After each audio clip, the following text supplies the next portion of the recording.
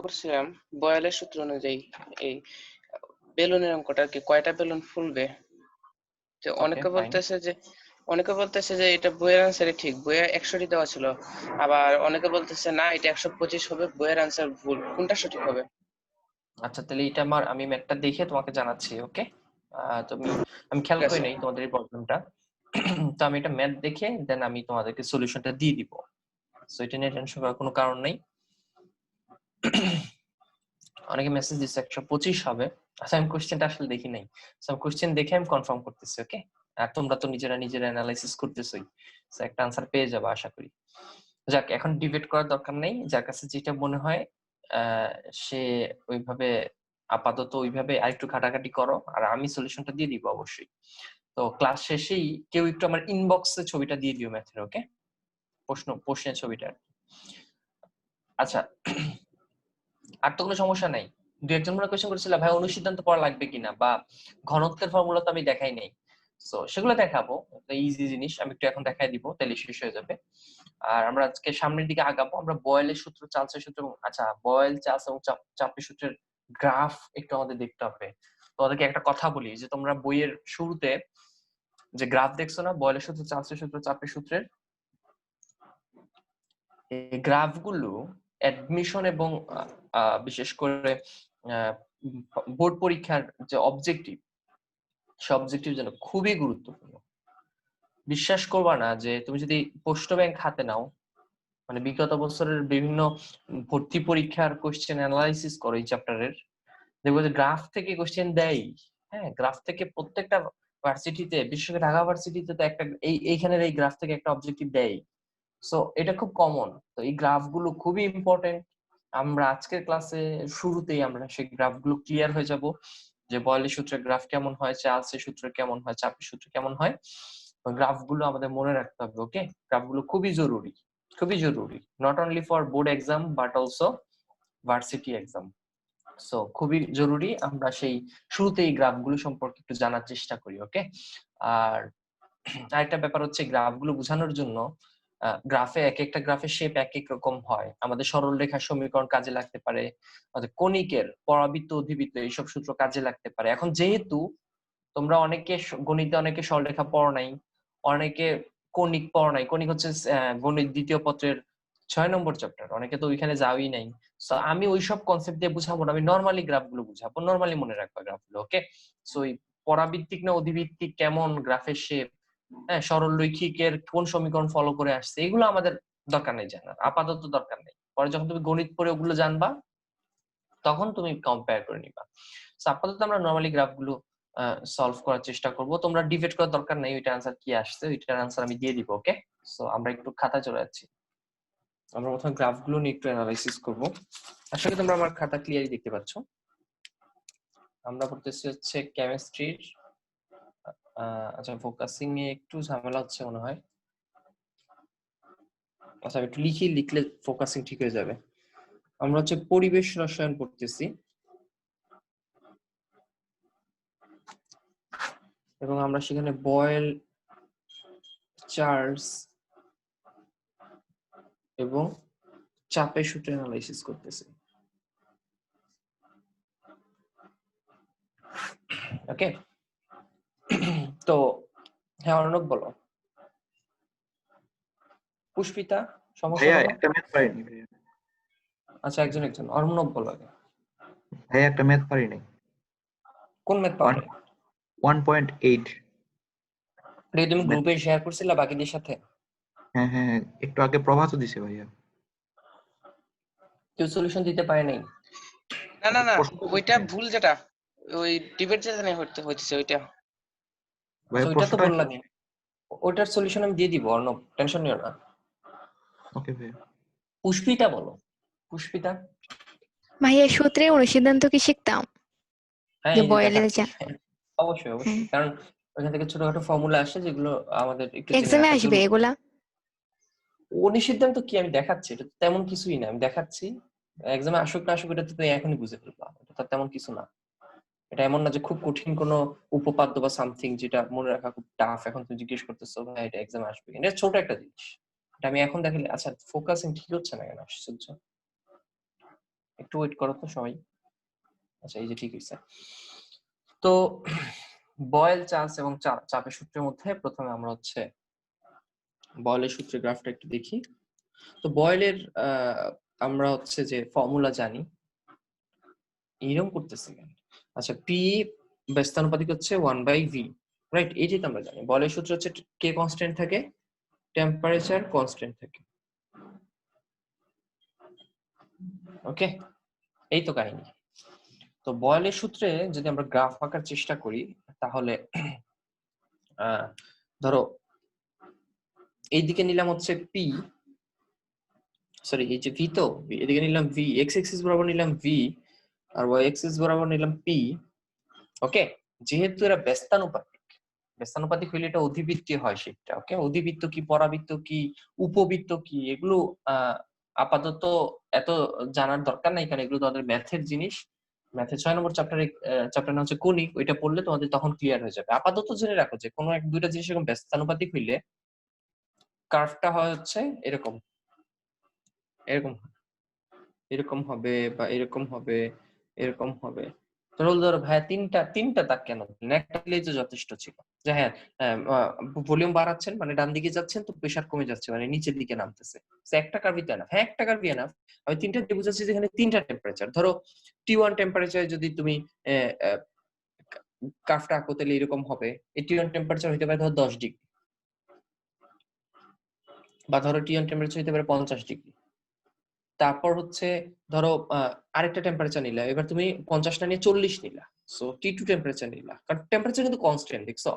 তো তুমি যে কাহিনীটা ঘটাবা এটা একটা নির্দিষ্ট টেম্পারেচার হইতে হবে, কারণ টেম্পারেচার চেঞ্জ করা যাবে না। তাহলে তুমি যদি সেটা T1 টেম্পারেচার করো তাহলে কার্ভটা হবে এরকম, যদি সেটা T2 টেম্পারেচার করো তাহলে কার্ভটা এরকম, যদি T3 টেম্পারেচার করো তাহলে কার্ভটা এরকম, রাইট? তার মানে এক একটা টেম্পারেচারের জন্য কার্ভটা একটু উঠানামা করবে, আর কিছুই না। হয়তো একটা উপর উঠবে, একটু নিচে উঠবে, এরকম। তো এখানে মনে রাখো, তুমি টেম্পারেচার যত বাড়াবা তোমার কার্ভটা তত উপরে উঠে যাবে। যেমন এখানে T1টা সবচেয়ে বড় আসলে, বুঝছো? T1 সবচেয়ে বড়, T2 আর একটু ছোট, T3 আর একটু ছোট।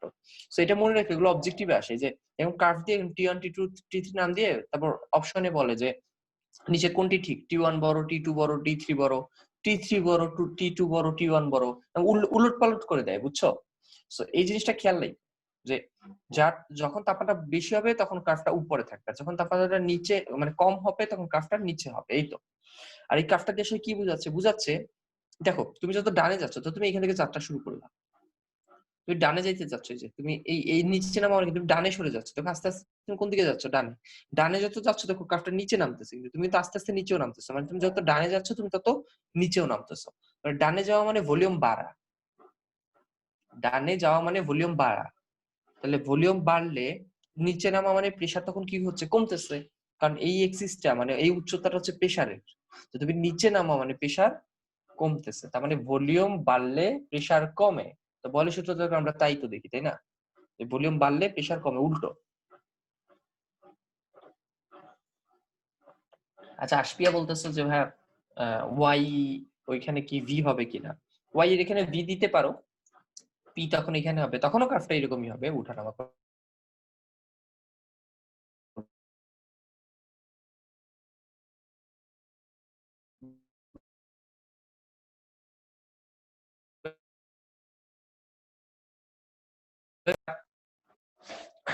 আমার একটা কল চলে আসছে, তোমরা কি আমার কথা এখন শুনতে পাচ্ছ?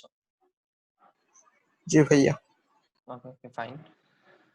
তো যেটা বললাম যে আমরা সচরাচর কি করবো, যে ডান দিকে যে থাকবো তাকে আমরা সচরাচর মানে এক্স এক্সিসে রাখবো, ব্যাপারটা এরকম আর কি। তবে তুমি যদি উল্টা আঁকতে চাও এতে তো কারো কোনো সমস্যা থাকার কথা না, তাই না? সো উল্টা আঁকতে পারবা, কিন্তু আমরা কনভেনশনাল নিয়মেই আঁকবো, ভলিউমটা সবসময় নিচেই রাখবো।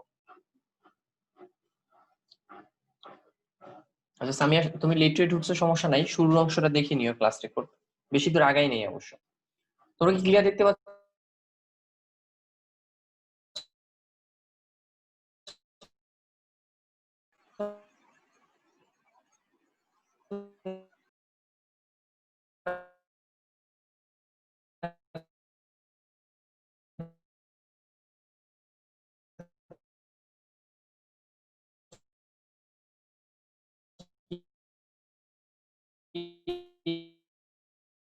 ভাইয়া কথা কেটে কেটে আসে, কিছুই শোনা যায় না।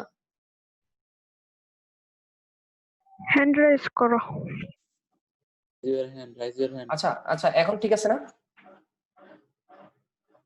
তোমরা শুনতে পাচ্ছ আমার কথা? হুম। আচ্ছা যাই হোক, জি আমাকে ভাইয়া। একজন কল দিচ্ছিল, আমি কেটে দিছি, আবার কল দিছি, আমি রিসিভ করে কথা বললাম, আর কল দিবেন আশা করি। তো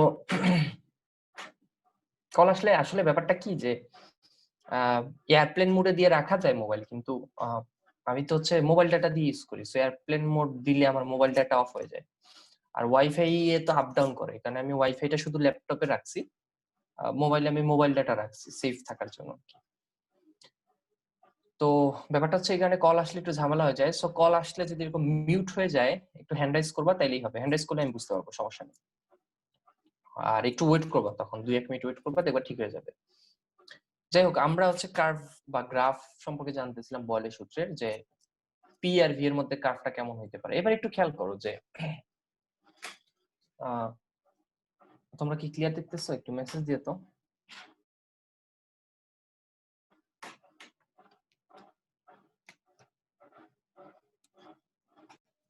জি আচ্ছা আচ্ছা, ক্লিয়ার দেখতেছো, ওকে। তো ব্যাপারটা হচ্ছে যে কিন্তু রেকর্ডিংটা তো ঝাপসা হচ্ছে, হঠাৎ করে ডাউন হয়ে গেল নেটওয়ার্ক, বুঝলাম না।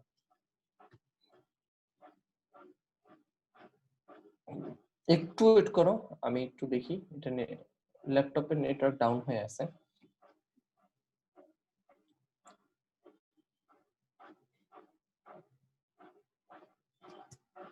আচ্ছা, একটু বেশি মনোযোগ দিও, ওকে? সো রেকর্ডিং দেখতে গেলে নাহলে মনে হবে একটু সমস্যা হয়ে যাচ্ছে। আচ্ছা, তো এইটা হচ্ছে আমাদের একটা কার্ভ আঁকলাম বা একটা গ্রাফ আঁকলাম, যেখানে ভি ভার্সেস পি। এবার ধরো তোমাকে একটু চেঞ্জ করে দেওয়া হইলো গ্রাফটা।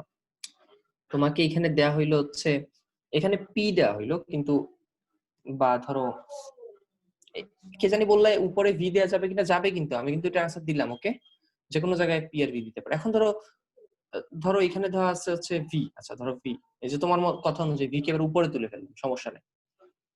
আচ্ছা, আর এইখানে দেওয়া হয়েছে হচ্ছে P inverse P minus one. আচ্ছা, পি মাইনাস ওয়ান জিনিসটা আসলে কি? দেখো, আমাদের ফর্মুলা হচ্ছে P proportional to one by V.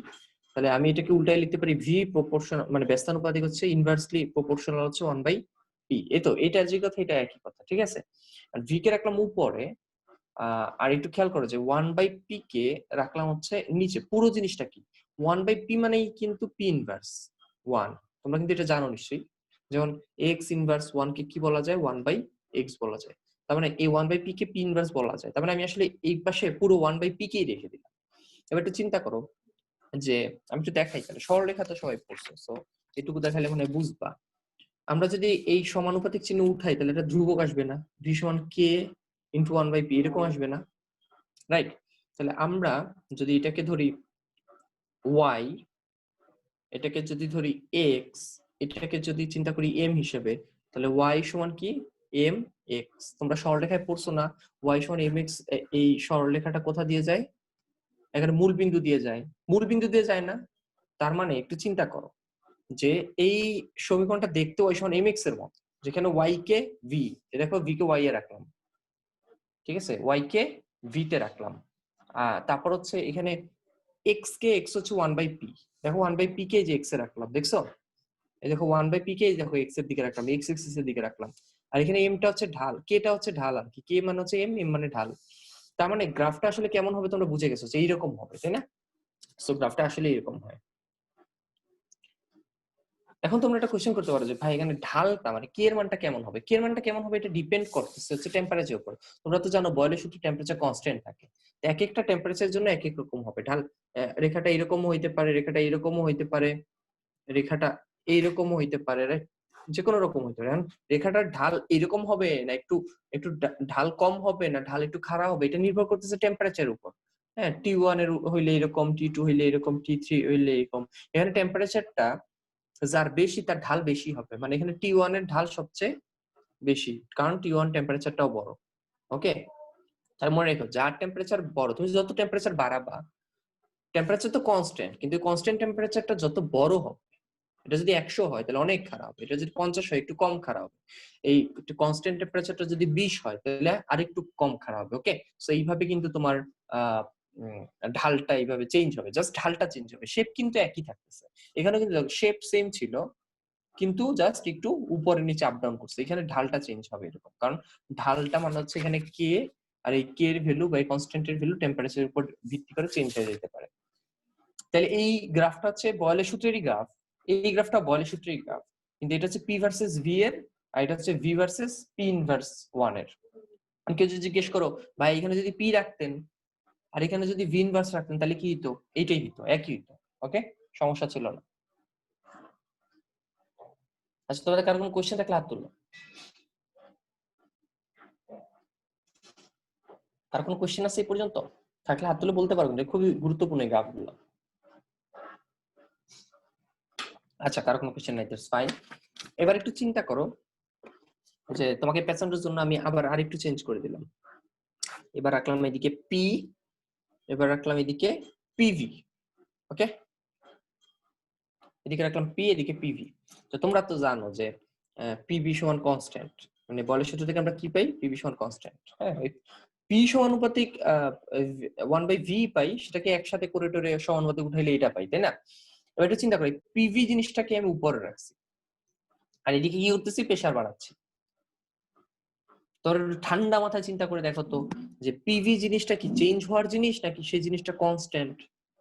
Constant. তাহলে পিভি রেখাটা মান, ধরো কনস্ট্যান্টের মান হচ্ছে 10, তাহলে পিভি রেখাটা এরকম হবে, যেরকম এরকম কে এর মান যা সেই বরাবর সোজা থাকবে। তুমি প্রেসার বাড়াইলা না প্রেসার কমাইলা, সেটার ভিতরে এই রেখাটা আপ এবং ডাউন হবে না, কারণ এই রেখাটা কনস্ট্যান্ট থাকবে, কারণ পিভির মান বাড়েও না, পিভির মান কমেও না, পিভির মান হচ্ছে কনস্ট্যান্ট। তাহলে হইতে পারে রেখাটা এইরকম, হইতে পারে এইরকম, হইতে পারে এইরকম, কিন্তু রেখাটা এরকম উপরে নিচে যাবে না। মানে প্রেসারের কারণে যে পিভির মান বাড়বে বা কমবে এরকম হবে না, প্রেসার যতই বাড়াও না কেন। ধরো তার পিভির মান হচ্ছে এই 10, তুমি প্রেসার যতই বাড়াও না কেন, ডানে যতই যাও না কেন, তখন রেখাটা কিন্তু এই বরাবরই থাকতেছে, মানে 10ই থাকতেছে। হ্যাঁ, তার মানে এগুলো হচ্ছে বিভিন্ন কে। এখন এই তিনটা কেন রাখলাম, মানে এই বিভিন্ন টেম্পারেচারের জন্য। ধরো উপরটা হচ্ছে T1, নিচেরটা T2, পরটা হচ্ছে T3 এর জন্য, যেখানে আমি অলরেডি বলছি যে T1 বড়, T2 বড়, T3, মানে যেই টেম্পারেচার বড় তার তার কি এর মান, মানে কনস্ট্যান্টের মানটা একটু বেশি থাকবে, এটাই আর কিছু না। কনস্ট্যান্টের মানটা তার একটু বেশি, কিন্তু এই কনস্ট্যান্ট চেঞ্জ হবে না। প্রেসার যত বাড়াও বা প্রেসার যত কমাও, পিভি কিন্তু আপ হবে না, ডাউন হবে না। দেখো, আপ হওয়া মানে পিভি বাড়া, কারণ পিভি হচ্ছে এক্স ওয়াই এক্সিস। ডাউন হওয়া মানে পিভি কমা, কারণ পিভি মানে হচ্ছে ওয়াই এক্সিস। তাহলে এই রেখাটা কিন্তু আপও হচ্ছে না, ডাউন হচ্ছে না, সোজা যাচ্ছে। তার মানে সোজা যাওয়া মানে কি, প্রেসার কিন্তু চেঞ্জ হচ্ছে। তো সো হোয়াট, প্রেসার চেঞ্জ হলে কি হইছে, পিভি কি চেঞ্জ হবে না, পিভি কনস্ট্যান্টই থাকবে। প্রেসার চেঞ্জ হইলে আয়তন হয়তো চেঞ্জ হয়ে যাবে, কিন্তু ওভারঅল তাদের গুণফলটা কিন্তু চেঞ্জ হবে না, কনস্ট্যান্ট থাকবে। ওকে, কারো কোনো কোশ্চেন আছে? কারো কোনো কোশ্চেন নাই, দ্যাটস ফাইন। আমি এবার তোমাদেরকে একটা কোশ্চেন করবো, যার নাম ধরে ডাকবো সে সাথে সাথে আনমিউট করে তারপর রেসপন্স করবা। ধরো এদিকে হচ্ছে পিভি, আমি একটু চেঞ্জ করে দিচ্ছি, এইদিকে হচ্ছে ভি, আগে ছিল পি এখন ভি। বলো গ্রাফটা কেমন হবে, এটা বলবা হচ্ছে যাকে বলবো সে বলবা। অনুরাধা বলো, আনমিউট করো। অনুরাধা শুনতে পাচ্ছ? জি ভাইয়া। বলো গ্রাফটা কেমন হবে, স্ট্রেট হবে না এরকম হবে না কার্ভ হবে না কি হবে? ভাইয়া কার্ভ হবে না। তুমি কি বুঝছো তাহলে ক্লাসে? তুমি মিউট করে রাখো, দেখো বাকিরা কি বলে। ইসমাম বলবা, ইসমাম, ইসমাম একটু আনমিউট করো। স্ট্রেট হবে। স্ট্রেট হবে, কোন বরাবর স্ট্রেট হবে, এইদিকে উপরের দিকে নাকি এইদিকে? পিভির মান একটা সাইডের দিকে, নির্দিষ্ট মানে থাকবে, রাইট? এরকম থাকবে, মানে হয় এইটা হবে পিভির মানে এই বরাবর একটা মান হবে, বা এই বরাবর, রাইট? এরকম স্ট্রেট হবে, রাইট? তাই তো সীমান্ত, তুমি কি এটাই বলতে চাচ্ছিলা? জি ভাইয়া, আমি তো এটাই দেখো বলতেছি। ভলিউম চেঞ্জ করলে তো কি হইছে, ভলিউম চেঞ্জ করলে কি পিভি চেঞ্জ হবে? পিভি তো কনস্ট্যান্টই অলওয়েজ, পিভি অলওয়েজ কনস্ট্যান্ট না? তো তুমি ভলিউম চেঞ্জ করো বা প্রেসার চেঞ্জ করো, সো হোয়াট, তার মানে এগুলো চেঞ্জ হবে না। ওকে, স্ট্রেট হবে। সো এগুলো তো বুঝতে হবে। এখন তোমাদের এক্সামে কেমনে কোশ্চেন আসে, তোমাদের এক্সামে এরকম নানান কার্ভ দিবে, এখানে পি দিবে, এখানে ভি দিবে এরকম, এখানে দিবে হচ্ছে পিভি, হ্যাঁ, এখানে দিবে হচ্ছে পি ভি দিবে এরকম, নানান 4টা কার্ভ দিবে, দিয়ে বলবে নিচের কোনটা সঠিক। তুমি যদি এগুলো না বুঝো তুমি কেমনে বের করবে কোনটা সঠিক আর কোনটা ভুল, বা দিয়ে বলবে কোনটা ভুল? এই কার্ভটা তোমরা একটু খুইলা দেখো, বিভিন্ন ভার্সিটির কোশ্চেন থাকে, প্রতি বছর থাকে 1 মার্কসের একটা কোশ্চেন। ওকে, আমি বলে দিলাম যে এই প্রশ্নের এই গ্রাফ থেকে তোমাদের কোশ্চেন থাকবে এক্সামে। শুধু অ্যাডমিশন না, আমি বারবার অ্যাডমিশন বলছি, এইচএসসি পরীক্ষা, কলেজের পরীক্ষার এক্সামেও পাবা। এই গ্রাফটা খুবই ইম্পর্টেন্ট, এই গ্রাফগুলো এখানে, যে গ্রাফটা কোনটা ভুল কোনটা ঠিক, বলের সূত্র অনুযায়ী কোনটা ভুল, বলের সূত্র অনুযায়ী কোনটা ঠিক, এরকম। তো এইখানে একটা কি ব্যাপার, দরজা খুলে গেল কেন? এখানে একটা কথা আছে যে এই কার্ভগুলো কারা মেনে চলে? এই কার্ভগুলো শুধু আদর্শ গ্যাস মেনে চলে। আদর্শ গ্যাস মেনে চলে, কিন্তু বাস্তবে তো কোনো গ্যাসই আদর্শ না, এটা আমি প্রথম ক্লাস থেকে বলে আসতেছি তোমাদেরকে, তাই না? যে বাস্তবে কোনো গ্যাসই আইডিয়াল গ্যাস না, বাস্তবে সব গ্যাসকে বলা হয় বাস্তব গ্যাস, রিয়েল গ্যাস। তো যেহেতু এই কার্ভগুলো আমরা এত কষ্ট করে সূত্র লিখতেছি, বলের সূত্র, চার্লসের সূত্র, চাপের সূত্র, তারপরে যে কার্ভ আঁকতেছি, এগুলো কোনোটাই আমাদের বাস্তবের কোনো গ্যাস মেনে চলে না। কিন্তু আমরা ধরে নিব যে বাস্তবের গ্যাসগুলো হচ্ছে আদর্শ গ্যাস, ধরে নিয়ে আমরা অ্যানালাইসিস করব। বাস্তবের গ্যাসগুলো যে কার্ভ মেনে চলে সেগুলো আমরা একটু পরেই দেখবো, এবং সেগুলো আমরা অ্যানালাইসিস করব। তো আমরা তো সবেমাত্র দেখলাম বয়েলের সূত্রের কার্ভ, তাই আমি যে ঝটপট এবার চার্লসের এবং ইসের সূত্রের কার্ভ, মানে চাপের সূত্রের কার্ভটা একটু ঝটপট দেখায় ফেলি। একই রকম একটা কাগজ হচ্ছে, আমরা হচ্ছে চার্লসের সূত্র দেখবো। চার্লসের সূত্র থেকে কি জানি আমরা? এই চার্লসের সূত্র থেকে কি জানি এটা বলবা হচ্ছে, অঙ্ক তো করে ফেলছো, এটা ইশতিয়াক একটু বলো আনমিউট করে। ইশতিয়াক শুনতে পাচ্ছ? চার্লসের সূত্রটা বলো। ভাইয়া V1 by T1 equal to V2 by T2।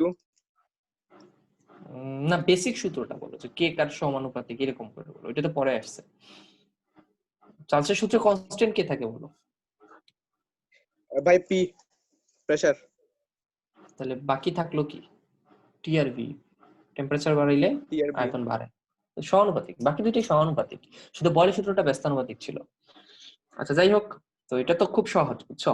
এখানে যদি আমরা এই সমানুপাতিক উঠাই, এটা ধ্রুবক আসে না? এটা দেখতে অনেকটা y সমান mx ফর্মুলার মতো না? তো আমরা এটা কার্ভ খুব সহজে এঁকে ফেলতে পারি। আমরা যদি এদিকে টেম্পারেচার দেই আর এদিকে যদি ভলিউম দেই, উল্টা দিলাম আর কি, যদি এখানে y সমান mx আমরা উল্টা দিতে পারি, মানে আমি তো বললাম v আর কি কোন দিকে দিবা ডাজন্ট ফ্যাক্ট। তো তাহলে এটা তো মূল বিন্দুগামী হবে, যেহেতু দেখতে অনেকটা y সমান mx। যদি আমি y এ টেম্পারেচার না রেখে আয়তন রাখছি, তাতে কোনো সমস্যা নাই। কেন? কারণ তুমি এই ফর্মুলাটাকে চেঞ্জ করে দিতে পারো, তুমি v সমানুপাতিক t লিখতে পারতা, সেখান থেকে v সমান kt লিখতে পারতা, তখন একই কথা আসতো না? y সমান mx, তখন y কে আসতো v। সো কাকে রাখলা y, এটা ডাজন্ট ফ্যাক্ট, জাস্ট একটু চিন্তা করে তোমরা। তাহলে দেখো যেটা মূল বিন্দুগামী হবে, তার মানে কার্ভটা এরকম হবে, রাইট? কার্ভটা এরকম হবে, কার্ভটা এরকম মূল বিন্দুগামী। একটা জিনিস কি খেয়াল করছো, যে টেম্পারেচার কমতে কমতে কমতে কমতে টেম্পারেচার যখন 0 হয়ে যায়, তখন আয়তনও নিচের দিকে আস্তে আস্তে কমতে কমতে কত হয়ে যায়? 0 হয়ে যায়। তাহলে এই টেম্পারেচারটা আসলে কেলভিন টেম্পারেচার, বুঝছো? কেলভিনে, কারণ 0 কেলভিনে হচ্ছে আয়তন কত হয়ে যায়? 0। আমরা যদি সেলসিয়াসের ক্ষেত্রে আঁকতাম, টেম্পারেচারটা যদি ডিগ্রি সেলসিয়াসে হইতো, তাহলে কি হইতো বলতো? সেলসিয়াস হইলে আমার একটু লেফটে যাইতে হইতো, মানে এরকম হইতো আর কি, এরকম হইতো। ওকে, এবং আমাকে বলো যে এইখানের মানটা কত হবে হইতো তখন, এটা আমাকে বলবা হচ্ছে, যাকে বলবো সে বলবা, এটা আমাকে বলবা বিশাল, একটু আনমিউট করো। বিশাল বলবা, সবাই না, সীমান্ত তো পারবা বুঝছি, কেউ না পারলে তোমাকে বলবো। বিশাল বলো। ভাইয়া পারি না এটা। মানে কোন টেম্পারেচারে এসে, কোন ডিগ্রি সেলসিয়াস টেম্পারেচারে এসে আয়তনটা 0 হয়ে যায়, এটা কি জানো না? বলছিলাম তো প্রথম ক্লাসে। তো পরম শূন্য তাপমাত্রা মাইনাস 273 ডিগ্রি সেলসিয়াস, 0.5 না কত জানি, যাই হোক 273 ডিগ্রি 0.15। আচ্ছা যাই হোক, আমরা এই ফ্র্যাকশনটা উঠাই দিলাম। তাহলে দেখো যে টেম্পারেচারে এসে এতটা 0 হয়, ওইখানে এসে মিলিত হবে, এবং ওই তাপমাত্রাটা হচ্ছে -273 ডিগ্রি সেলসিয়াস। আশা করি বাকিরা বুঝতে পারছো। প্রভা, তুমি কি এটাই বলতে চাইছিলা না অন্য কিছু? হ্যাঁ এটাই। Okay fine, that's fine. তাহলে আমরা বুঝে গেলাম যে চার্লসের সূত্রটা কেমন হইতে পারে। তো তো চার্লসের সূত্র যদি বুঝে থাকো তাহলে আমার মনে হয় তোমরা অলরেডি চাপের সূত্র দেখায় দেওয়ার কিছু নাই। আসলে চাপের সূত্রটা তাহলে কেমন হইতে পারে তাও দেখাই দিই। তো গ্রাফগুলো যদি ইম্পর্টেন্ট, আমি স্কিপ করলাম না।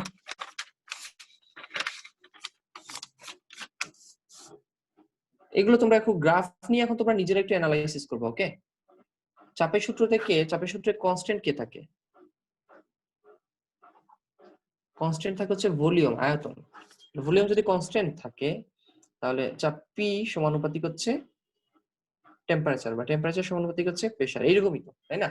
সো একই কাহিনী, কিন্তু একই কাহিনীটা কি যে ধরো আমরা এটা কি অ্যানালাইসিস করি, পি এটা উঠাইলে কেটি আসবে, দেখতে অনেকটা এটা ওয়াই সমান এটা হচ্ছে এম এক্স এর মতো। তাহলে এর গ্রাফটা কেমন হবে?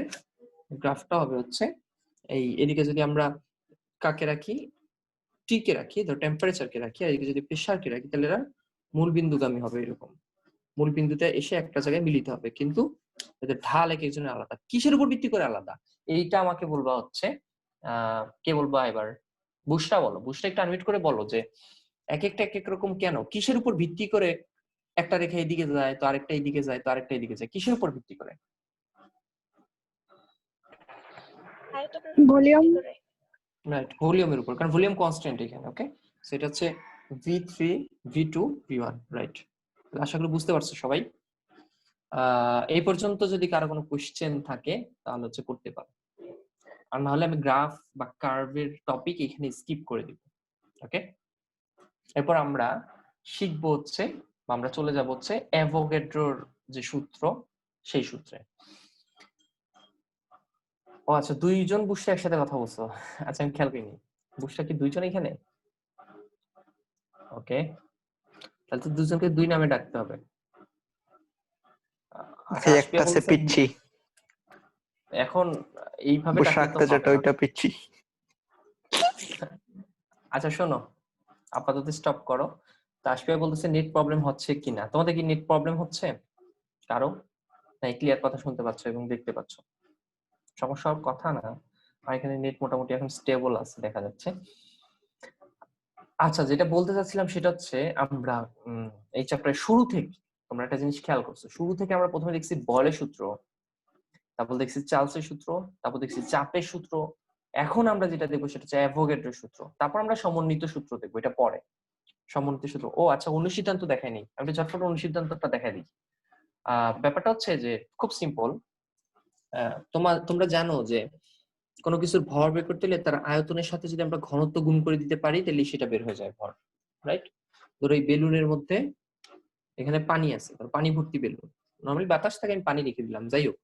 এখন ধরো এই পানির ভর বের করতে চাচ্ছ, তাহলে এই ভরটা কেমনে বের করবা? এই যে আয়তন আছে, এই বেলুনের যে আয়তন আছে আর ওই পানির যে ঘনত্ব, সেই ঘনত্ব যদি গুণ দাও তাহলে তুমি এখানে বেলুনের মধ্যে কতটুকু পানি আছে তার ভর পেয়ে যাবা।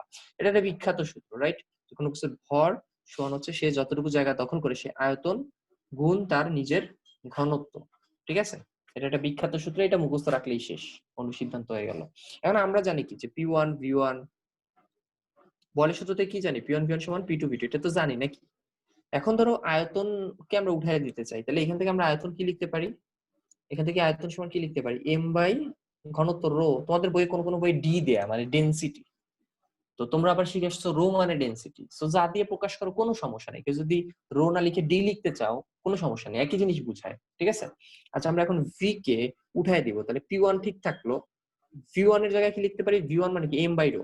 তোমরা কি একটা জিনিস খেয়াল করছো যে আমরা বয়েলের সূত্র, চার্লসের সূত্র বা চাপের সূত্র যেটাই পড়ি না কেন, প্রত্যেকটা সূত্রের শুরুতেই বলা আছে যে স্থির ভরে বা নির্দিষ্ট ভরে, এই কথাটা কিন্তু লেখা আছে, তোমরা খেয়াল করে দেখো, নির্দিষ্ট ভরে। তার মানে তুমি আয়তন চেঞ্জ করো বা তাপমাত্রা চেঞ্জ করো বা প্রেসার চেঞ্জ করো, যাই চেঞ্জ করো না কেন, তার ভর চেঞ্জ হবে না।